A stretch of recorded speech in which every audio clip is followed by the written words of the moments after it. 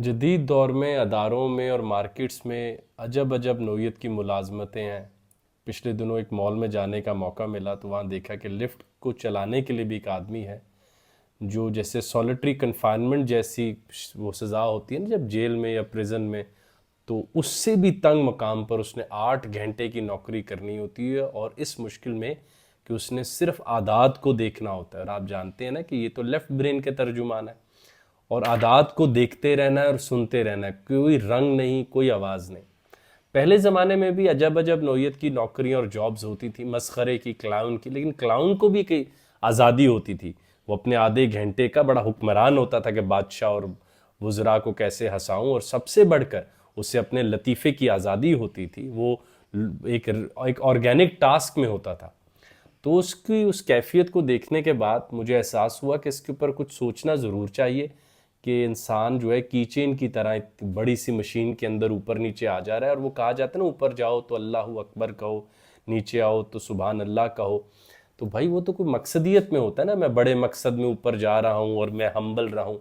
उसके पास तो इन दोनों को कहने के लिए भी कोई जवाज़ नहीं है ना कि भाई मैं ऊपर क्यों जा रहा हूँ। यानी वो ऊपर भी अपनी वो आज़ादी से नहीं जा रहा, नीचे भी वो नहीं आ रहा।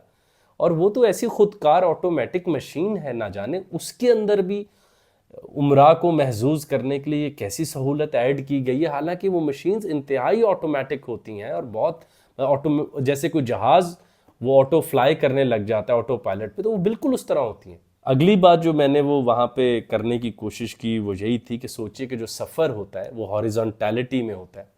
अगर हम उस बंदे का 8 घंटे का हम सफ़र देखें तो कई किलोमीटर निकल आए, लेकिन उसके सफ़र में वो उसी जगह पर मौजूद है। वर्टिकली है, लेकिन वर्टिकल होने में कोई ट्रांसेंडेंस नहीं है।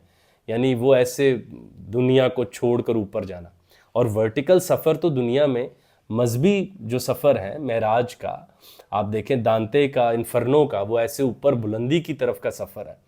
लेकिन आप देखेंगे ये कैसा ऊपर का सफ़र है कि हर 2.5 मिनट में नीचे आता है। वो जैसे है ना होटल विद इनफाइनाइट रूम्स, तो ये वो है लिफ्ट विद इनफाइनाइट स्टॉप्स, कि वो एक लिफ्ट है जिसके अंदर एक बंदा मौजूद है। चलो भाई हम तो खरीदो फरोख के लिए गए, जेबों में पैसे और ये खरीदेंगे और वापस गाड़ी के पास। तो आप देखिए कि उसका मंजर भी नहीं तब्दील हो रहा।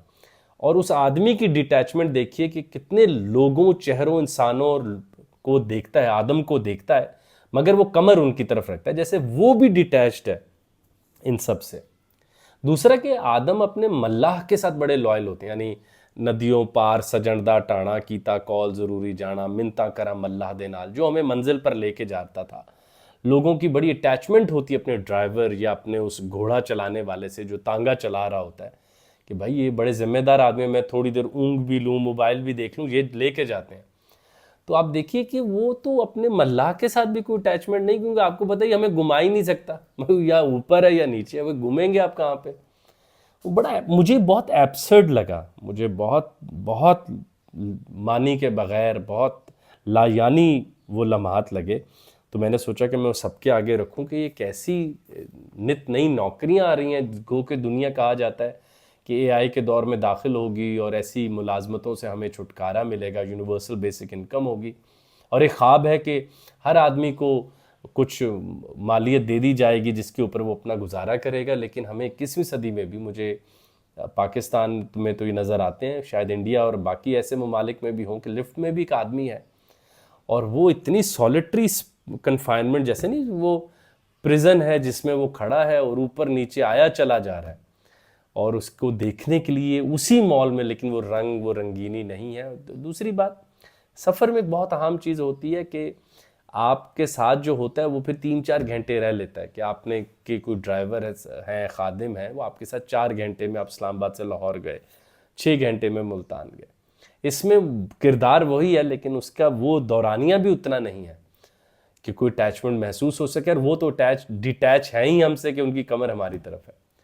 तो जदीद दौर, नई नई नौकरियां, नई नई मुलाजमतें, नए नए हमारे लिए बहाने लेकर आ रहा है कि हमारा मुंह बस दीवार की तरफ रहे, मुंह आदात की तरफ रहे। और हम भी उसी लिफ्ट में इतनी जल्दी में होते हैं कि हम कोई एम्पथी नहीं दिखा सकते कि यार मुझे करना। बस कांट ने अच्छा कहा था, भाई तुम कर लोगे तो बस ठीक है, दूसरे पर भी लागू कर दो, इसमें भी एरर है। कि कुछ पागल होंगे कहेंगे हाँ भी हम कर लेंगे। तो लेकिन आप यहाँ पे ये सोचिए कि जो काम हम खुद ना कर सकें हम दूसरों को होता देखते हैं, और इतने खुशी के ख़रीदो फरोख्त के मकामात पर भी ऐसी चीज़ें शामिल हैं। बिल्कुल जैसे डिज्नी के आप वो जाएं ना लैंड में, तो मैस्कॉट वाला आदमी पसीने में शराबूर होता है और आप हंसे चले जा रहे हो, तो भाई आप नहीं जानते अंदर एक और आदम भी है। तो क्लाउन मस्खरा वो उनकी फिर भी पुराने ज़माने में जो एब्सर्ड नौकरियां थी इनकी कोई अहमियत थी, रुतबे थे, ये हंसाते हैं।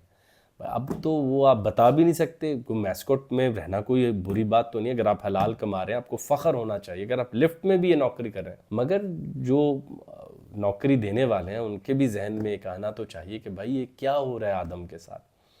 तो बाकी एक तो अजब बात होगी, हमारे यहाँ हर क्राइटेरिया ऑफ ट्रुथ मॉनिटरी है कि भाई पैसा है। खुर्रम साहब आपको किसने कहा ये गलत है ये सही है, शुक्र करें। और फिर बड़ी मज़े, शुक्र करें वो कमा तो रहा है। अच्छा यार फिर ऐसे है तो ऐसे ही होगा। लेकिन मैंने कहा चले मैं आप सबके आगे रखूं, आप भी ऐसे हसास मौजूआत बताते रहा करें जो बिल्कुल हमारे इर्द गिर्द हो रहे हैं और शायद हम उनसे थोड़े नावाकिफ़ रह जाते हैं।